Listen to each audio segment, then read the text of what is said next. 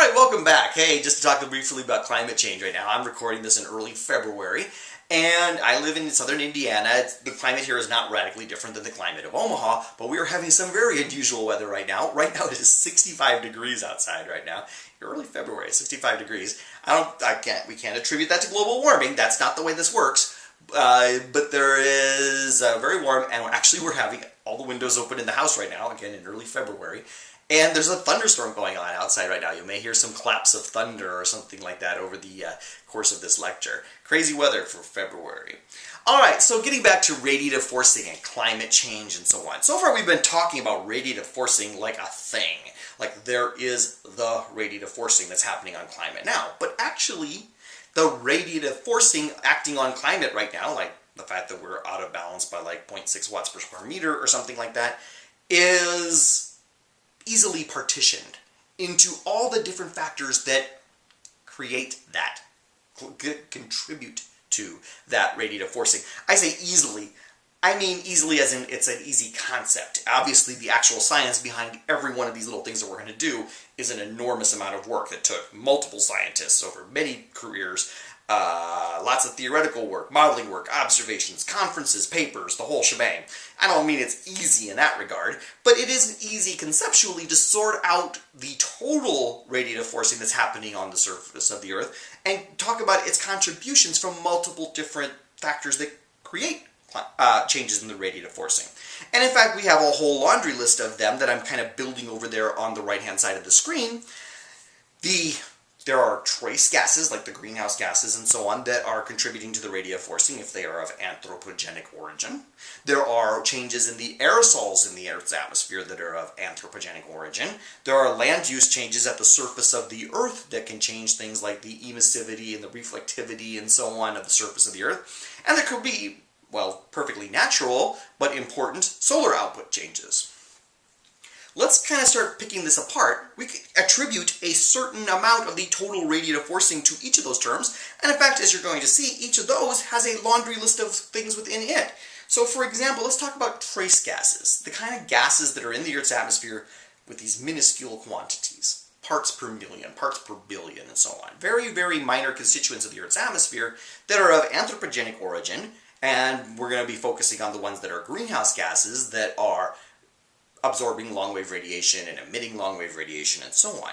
And we could build a table like this that I got out of some textbook or whatever that shows the different radiative forcings associated with each of the greenhouse gases. Again, actually picking this apart and figuring out what each of these greenhouse gases are doing here on slide 24 is an enormous amount of science. Whole atmospheric chemists and climate scientists and so on spent their lives picking this all apart and figuring out what's going on.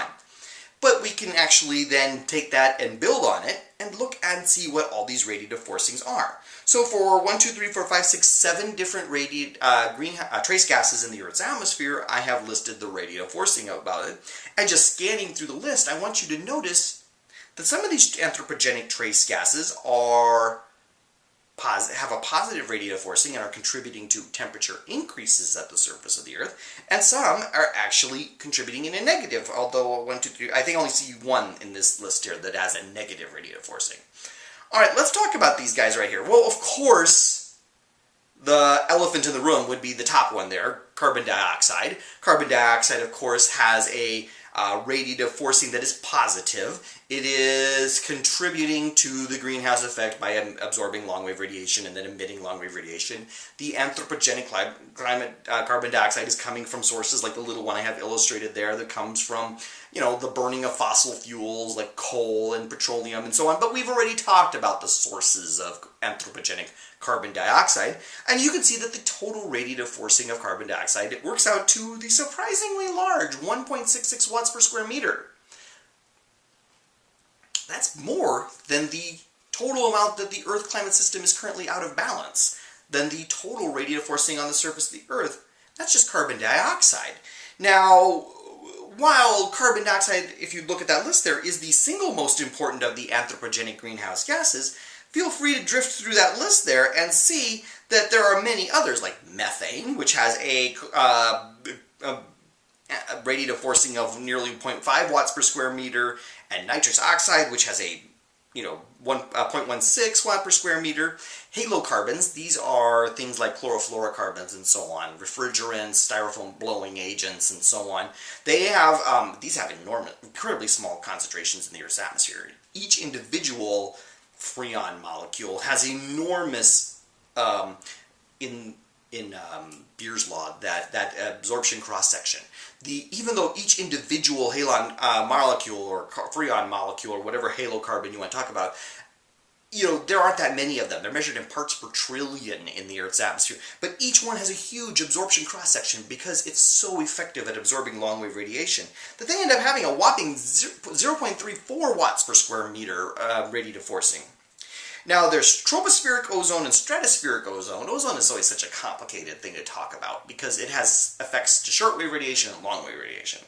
Tropospheric ozone, which is part of smog and air quality issues at the surface of the Earth due to things like electronics and so on, has a positive radiative forcing.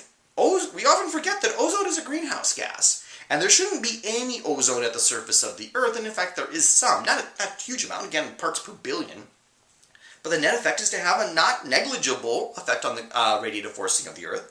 Now, stratospheric ozone is, of course, completely natural, and stratospheric ozone is absorbing shortwave radiation and keeping it from getting to the surface of the Earth.